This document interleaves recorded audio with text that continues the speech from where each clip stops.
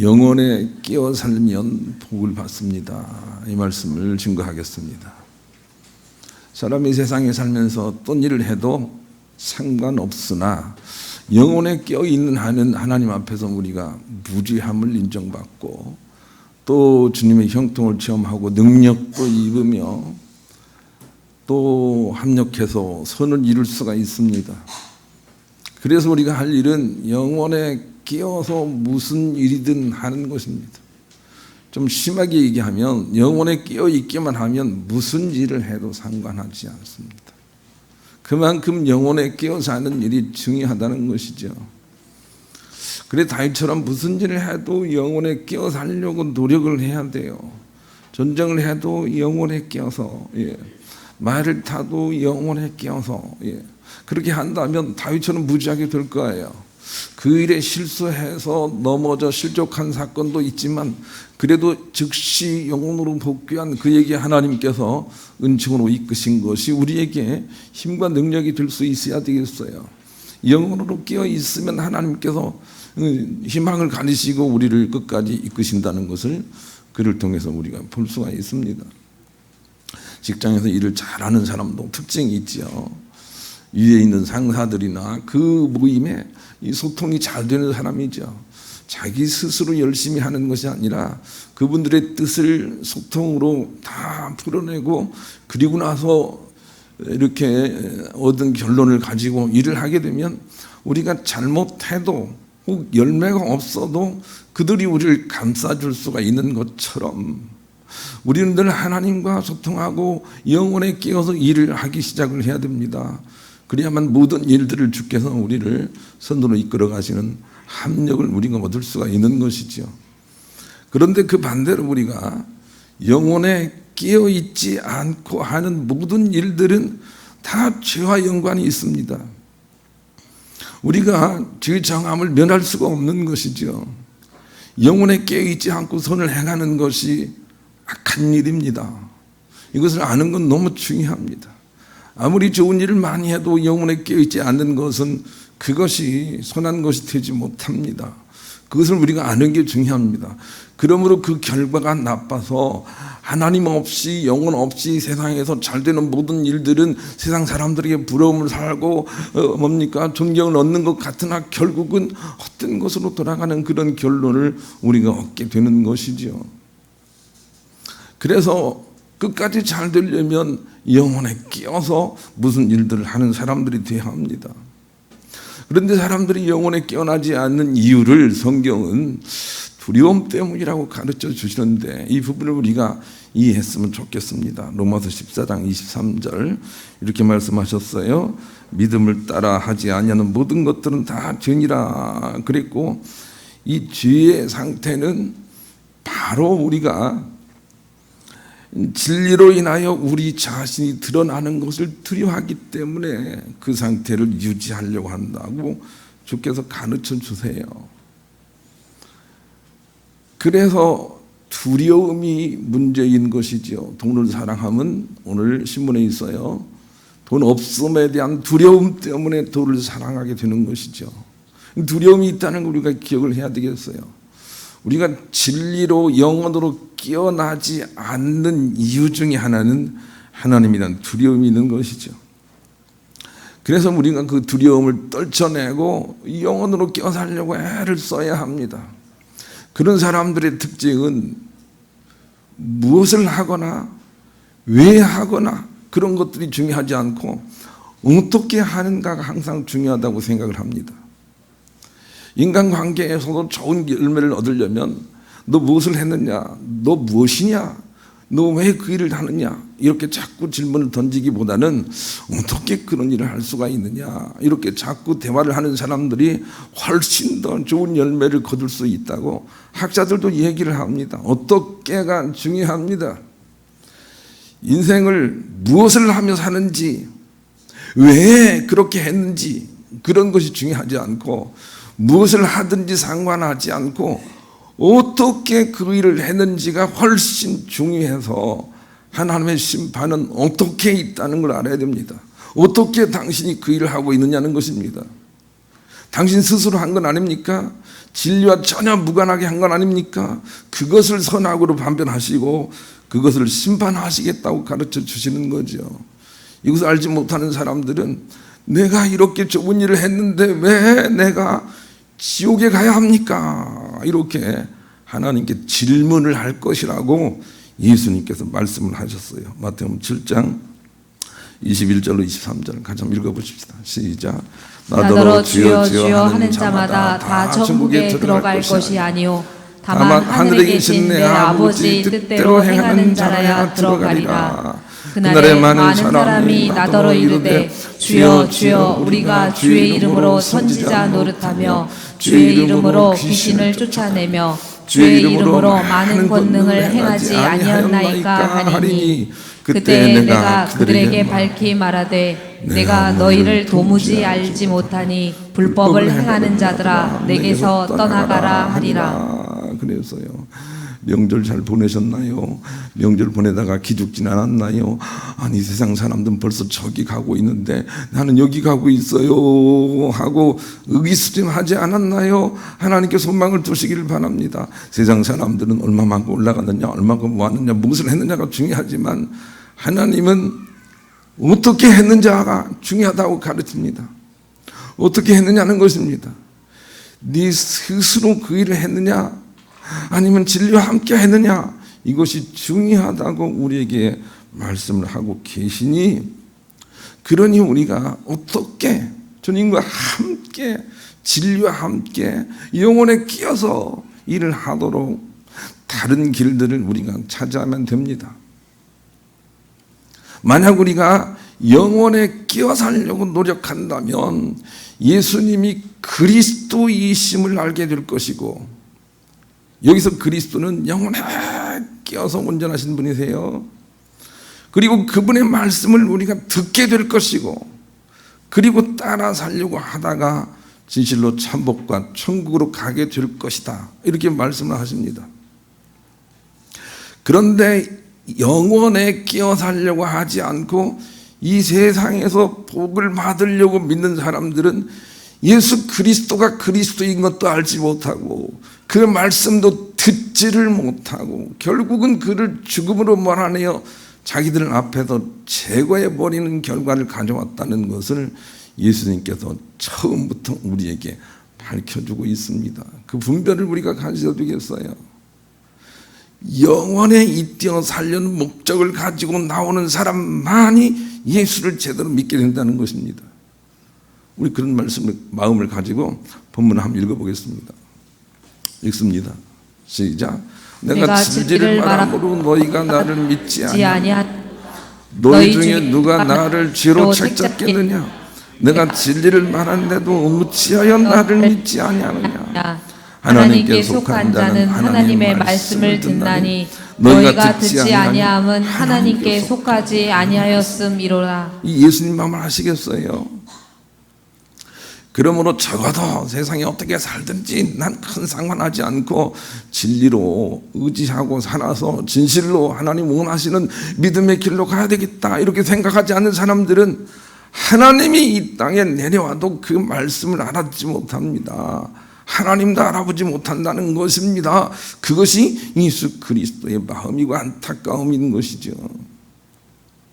그러니 예수 믿고 무슨 복을 받아야 되겠다, 건강 고침 받아야 되겠다, 이런 생각에서 좀 넘어서야 됩니다.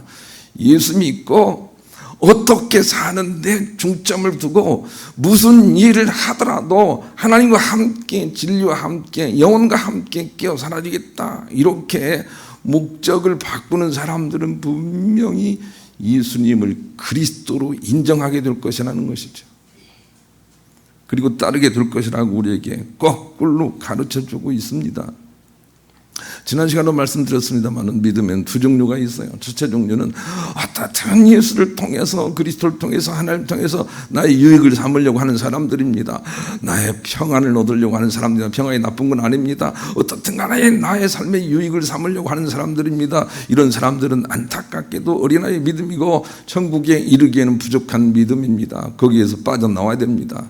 내가 어떤 상황에 있든지 상관하지 않고 주님의 선하심과 영원하심을 의지하고 믿고 따라가겠습니다. 혹 내가 가다가 죽는 한이 있어도 그 영혼을 놓치지 않고 살아가겠습니다. 이렇게 생각하는 사람들만이 알곡 믿음이고 영생 복락에 들어갈 믿음이라고 주께서 가르쳐 주시니, 그러니 그 두 번째 믿음으로 돌아서지 않은 자들은 하나님 말씀을 전혀 듣지 못하거나 하나님 말씀을 다 무시해버리고 제거해버리고 자기가 원하는 말씀을 찾아서 그래서 헛된 믿음으로 따라갈 것이라는 것이죠.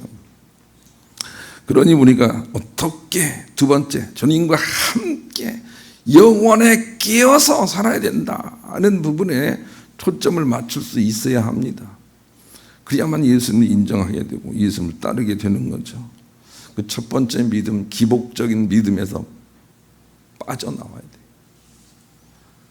그래서 예수 그리스도가 원하는 진리의 믿음으로 돌아와야 되는 거죠.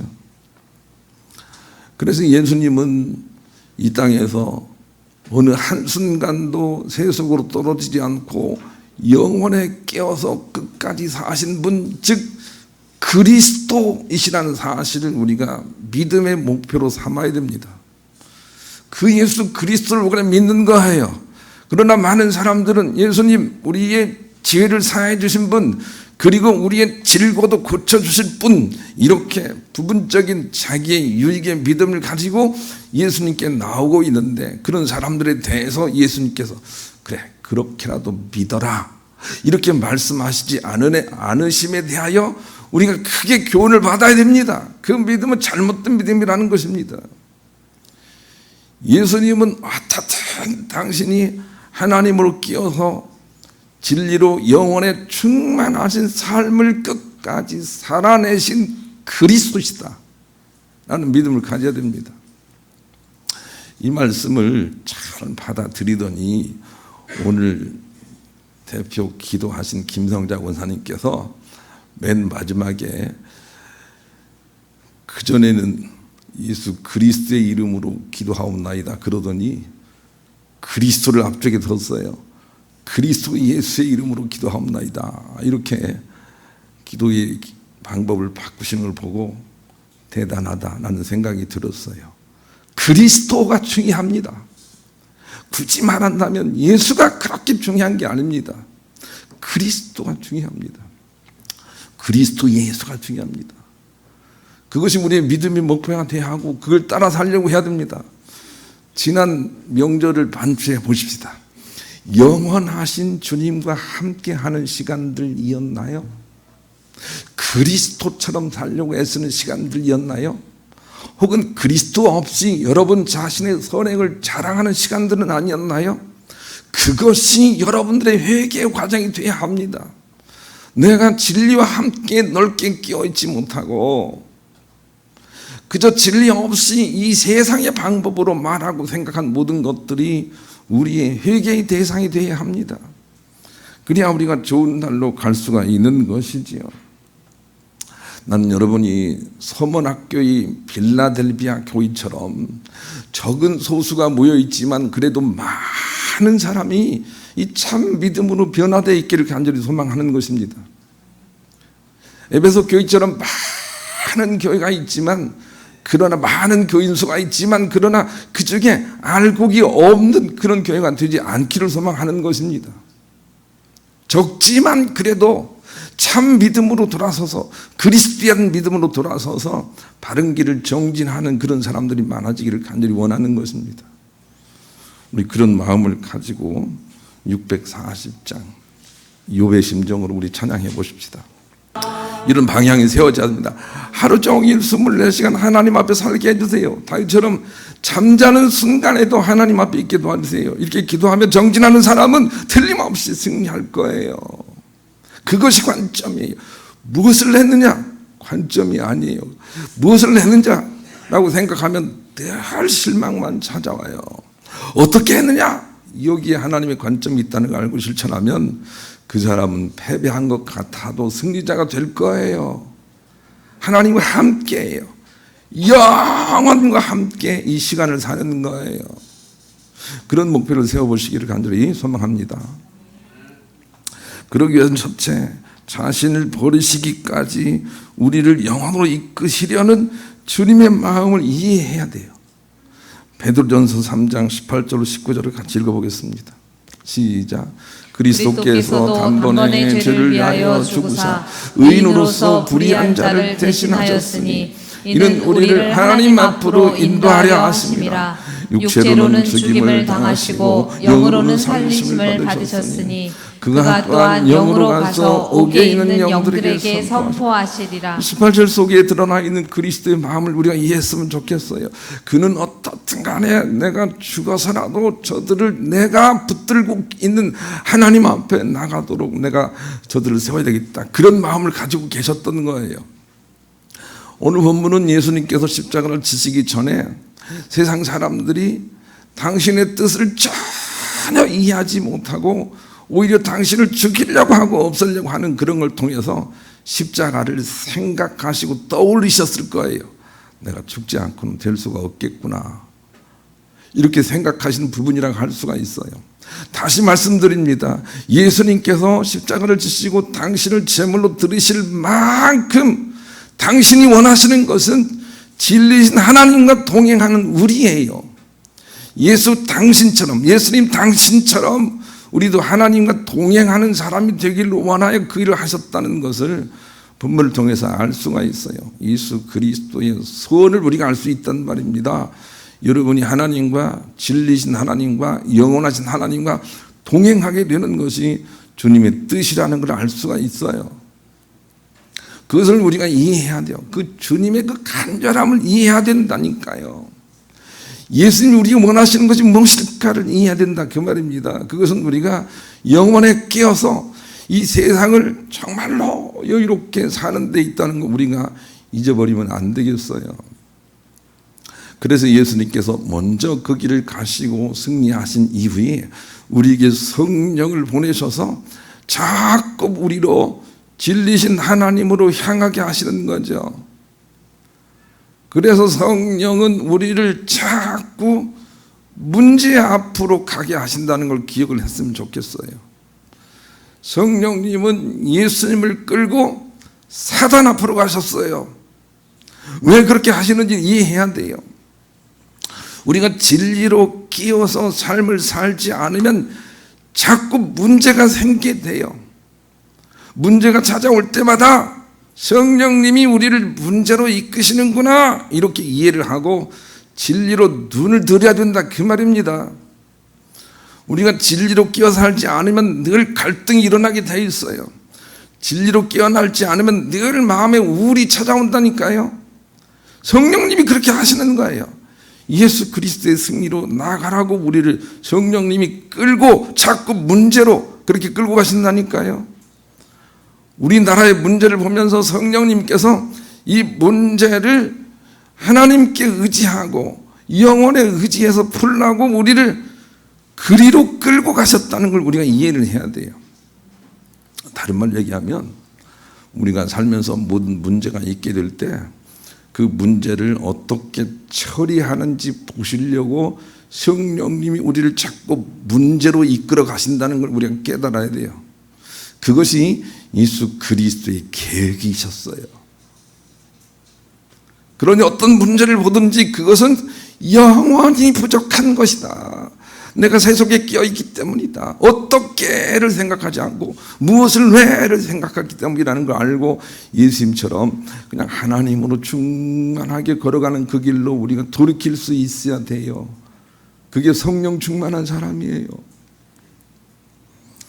그래서 유영모라는 우리나라의 영성가는 어떤 장례식장에 가더라도 부의를 하지 않고 금식을 했어요. 왜냐하면 이 사람이 이 세상에 하나님의 뜻을 가지고 복례를 받았는데 정말로 하나님 뜻대로 살다가 천국 갔는지 그 문제를 생각하면 밥을 먹을 수가 없다는 거예요. 여러분도 한번 생각해 봤으면 좋겠어요. 이 세상에 영원하신 하나님으로 끼어 살도록 주님께서 우리 가운데 은혜로 부르셨는데 과연 그렇게 살다간 사람이 얼마나 있겠어요. 그렇게 생각하면 정말로 그분처럼 밥이 안 먹힐지도 몰라요. 그것을 우리가 소중하게 생각을 해야 돼요. 저는 우리 부모님들이 여하튼 그 일에 승리하고 가신 것에 너무너무 감사해요. 어느 순간부터는 그냥 주님과 함께 걸어갔어요. 그런 인생을 살아야 돼요. 그것이 하나님의 뜻이기 때문에 그런 것이죠. 예배할 때도 영혼에 깨어서 하나님이 거룩한 임재 가운데 여러분을 다 맡겨서 여러분이 정말로 주님의 평안으로 그렇게 채움을 입고 그리고 자꾸 그렇게 변화되는 것이 주님의 뜻인 것이죠. 그렇게 생각할 때 안타까움이 들어요. 예배하면 정말 하나님, 영원하신 하나님 만나고 가는 생각 얼마나 될까라고 생각이 되는 거예요. 본문에 예수님 보세요. 그렇지 않습니까? 그 마음이 우리 가운데 필요하다는 거죠. 우리 그런 마음으로 187장 찬양해 보십시다. 두 번째는 영혼에 깨어나게 하는 말씀만이 참 말씀이라는 것이지요. 히브리 4장 12절. 기도자가 어떻게 이 말씀을 했는지 모르겠네요. 4장 12절 읽읍시다. 시작. 하나님의 말씀은 살아있고 활력이 있어 좌우의 날선 어떤 검보다도 예리하여 혼과 영과 및 관절과 골수를 찔러 쪼개기까지 하며 또 마음의 생각과 뜻을 판단하나니. 하나님 말씀 반드시 본질과 비본질을 가르는 것이어야 돼요. 우리의 골수와 관절을 찔러 쪼개 나누는 것이 하나님 말씀이에요. 하나님 말씀은 관절이 잘 되라, 관절이 나아라, 관절이 깨끗해지라, 그런 말씀이 아니라니까요. 관절 너머에 골수가 있다는 것을 발견하게 하는 말씀이 진실로 하나님 말씀이에요. 하나님 말씀은 틀림없이 영혼과 이 시간을 쪼개놓는 말씀이라는 거예요. 그래서 영혼으로 이끄는 말씀이 아니면 하나님의 참 말씀이 아니에요. 제가 지난주에 새벽 예배 나오면서 항상 방송을 틀어놓거든요. 설교를 하시는데 아니 어떤 사람이 설교를 정말로 재밌게 하시는데 설교의 내용이 막 어떻게 하면 얼굴 많이 받는지 어떻게 하면 뭐 이렇게 사람들의 인정을 받는지 그런 내용으로 막 하는데 그 목사님이 그렇게 설교하는 것은 이해할 수 있겠어요. 근데 받아 드시는 분들이 그냥 아멘 아멘 하면서 받아들이는데 너무 안타깝더라고요. 여러분 진실로 말씀 분별해야 돼요. 참 말씀은 영원으로 여러분을 이끄는 말씀이어야 돼요. 진리로 이끄는 말씀만이 참 말씀이에요. 거기에만 아멘을 하셔야 해요. 그래야 이 교회들이 잘 된단 말이에요. 바로 된단 말이에요. 분별력이 없어서 그냥 자녀들 잘 되라 그러면 그냥 너무 좋아하고 좀 영적이 되라 그러면 그냥 힘들다고 그냥 하고 하는 무리들 아닌가요? 예수님이 이 땅에 오셔서 부셨을 때 그런 안타까움 속에 우리가 있어서는 안 되는 거죠. 바울의 전도는 그냥 영원하신 하나님이 나타나서 일하시도록 그냥 영원하신 하나님을 품고 그냥 걸어가는 것이었어요. 그것이 전도여야 돼요. 우리가 누구를 전도한다면 그 영혼을 보여주는 것이 우리의 전도가 돼야 돼요. 그래서 육체적인 믿음이 아니라 영적인 믿음으로 회개가 일어나는 그런 예배 현장이 돼야 하는 거죠. 그냥 육체만 길길이 날뛰는 그런 예배의 자리가 안 됐으면 좋겠어요. 그냥 속에서 우러나는 속울음이 막 넘치는 그런 예배가 돼야 돼요. 내가 잘못 살았구나. 이 속울음이 넘쳐나야 돼요. 지난 한 주도 여러분 생각해 보세요. 잘 살았나요? 정말로 예수님처럼 그리스도처럼 살아내셨나요? 그것이 말씀에 비춰져서 막 속울음이 일어나야 정말로 좋은 믿음이라고요. 좋은 예배라고요. 그랬으면 좋겠어요. 선다싱이 이런 말 했어요. 우리가 무엇을 깊이 묵상하면 그것은 우리 영혼에 들어가서 우리의 자아를 이루게 됩니다. 그 반면에 깊이 묵상하지 않는 것들은 변화하고 또 망각 속에 사라지고 말 것입니다. 그래서 묵상이 중요합니다. 우리가 세상에 속한 일들을 잘 흘려보내고 영혼에 속한 것들을 묵상하여 우리의 자아로 삼아 살면 우리는 점차 새 몸을 입게 되고 하늘에 속한 자로 성숙하게 됩니다. 그래서 영혼에 잇대어진 믿음만이 참 믿음이요 선이며 생명이 되는 것을 우리가 잊지 말아야 됩니다. 그랬어요. 지난주에 무슨 일이 있든지 육에 속한 줄 알고 잘 흘려보내시길 바라요. 묵상하지 않으면 돼요. 자꾸 반복하지 않으면 된다 그 말입니다. 그럼 사라져요. 그런데 영원하신 하나님은 자꾸 묵상을 해야 돼요. 묵상하지 않으면 그 영원하신 하나님만 어디 떠나가 버리세요. 그러니 우리가 묵상하는 거에 우리의 미래가 있다는 걸 알고 자꾸 주님 말씀과 주님을 묵상하며 살아야 된다는 교훈을 우리가 말씀을 통해서 배우게 되는 거죠. 경험을 통해서 배우게 되는 거죠. 세상에 일어난 일들은 그렇구나 하고 그냥 떠내려 보내면 돼요. 그럼 아무 일도 일어나지 않아요. 그러나 진리만큼은 늘 묵상해야 된다라고 하는 것이죠. 우리에게 먼저 인정해야 하는 것은 우리가 세속적이라는 것입니다. 세상에 나가서 세속적인지 영적인지를 판별하는 정말로 쉬운 방법이 있어요.